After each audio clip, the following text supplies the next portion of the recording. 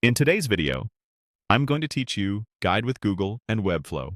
By the end, you'll know how to find Webflow through a quick Google search, open your dashboard, and initiate a site transfer to another account or workspace. I'll also share a few practical tips so everything goes smoothly. Start by opening your web browser and heading to Google. In the search bar, type Webflow and look for the official result from webflow.com.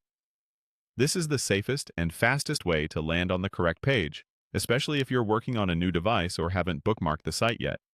Click through to Webflow and sign in if you're not already.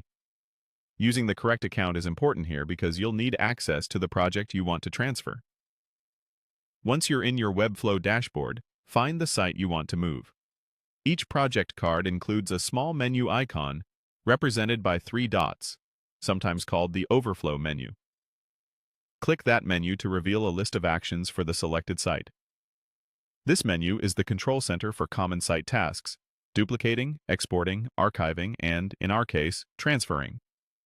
If you don't see the site, make sure you're in the right workspace or filter your projects to locate it quickly. From the menu, choose Transfer Site.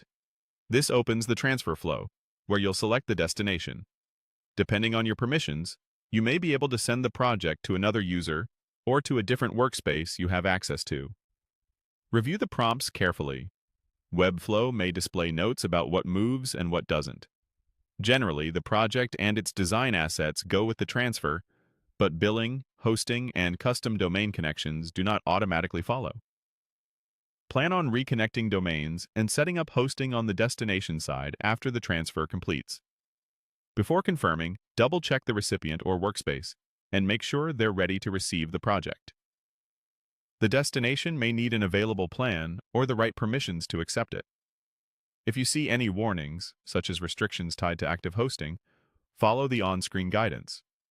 It can help to remove any blockers first and then return to confirm the transfer.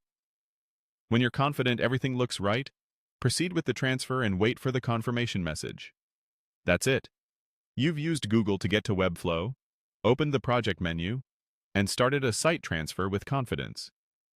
Keep a note of any post-transfer tasks, like reconnecting domains and setting up hosting.